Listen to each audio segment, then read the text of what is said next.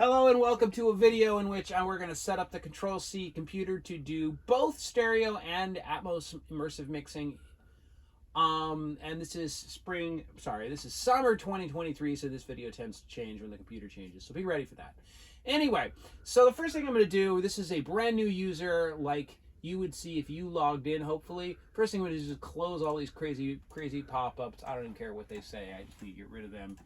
And then next thing we're going to do is we're going to take the dock and clean this up. The dock is kind of ridiculous. There's just a lot of stuff here. And I'm going to get rid of and drag to the trash can a whole bunch of stuff that you don't need to mix music in here. I usually leave system settings because that's kind of useful. You know what? Leave music. You may want... No, don't leave music. That's just a problem. And we're going to take that to the dock. I'm sorry to make you watch all this, but you know, you're probably following along doing this yourself. And next thing we're going to do after, because I'm jumping ahead here in my mind, is, you know what, you probably want a browser left here. Maybe your Google Chrome. Can you get rid of Launchpad? You can.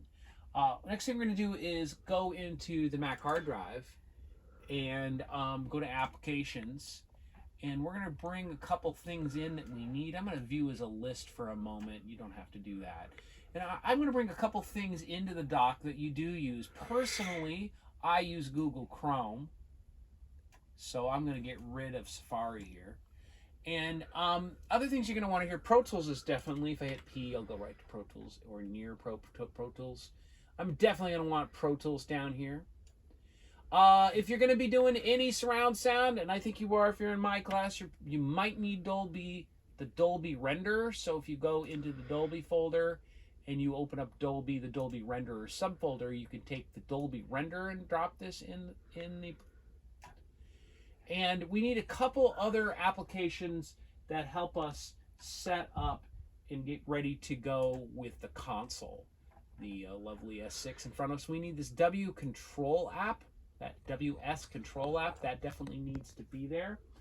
And we're going to want Dadman.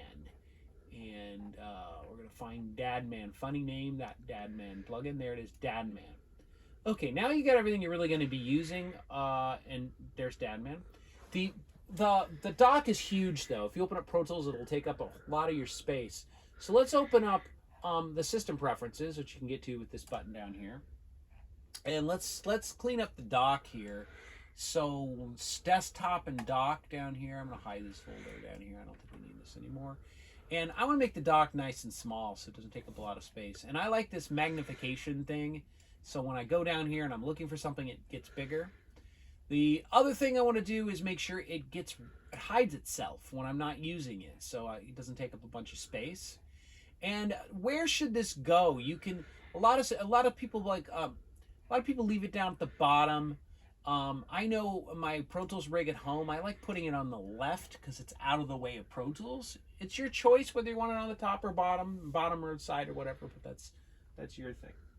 So with that done, there's a couple other preferences we want to take care of to get the computer ready. Let's go to sound, and I want to make sure your audio is going out the external headphones.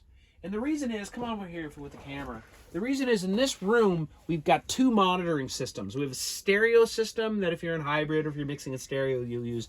This guy has a set of 3 speakers, the Big Genelecs, the NS10s, and the Oratone. And every time you listen to the Oratone, always hit the mono button. Actually, got to turn off B, so you can hear the Oratone in mono. And so... what was I talking about? Yeah, if you can listen to Pro Tools, the first 2 outputs of the Pro Tools interface, or the Mac defaults there. So you can listen to videos. Perhaps you're listening to my video right now through the Mac input. And so this is why it's important to have the Mac go out to the external headphones. You also have an aux input that is fed by this cable here. Anyway, so that's why it's important to have external headphones so you can see videos. Other things that you won't want to do, I don't like sound effects popping up. I'm looking for that user interface sound effects, so I don't want to have all kinds of interface sound effects happening. A couple other things to do here before we're done with this video. Keyboard shortcuts.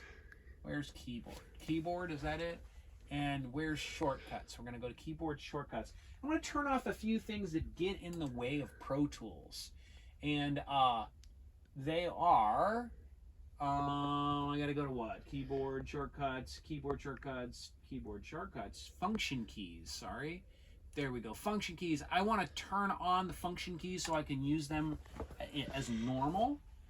And the couple other ones, I want to turn off Spotlight.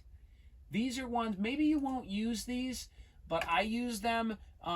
Check out the keyboard over here with the camera, if you don't mind. For Pro Tools, when I'm recording, that's record. And I can't do that in Pro Tools if I don't have those turned off. So it's really pretty useful for me. Maybe you don't need that yourself, but I like it. The other one is Mission Control.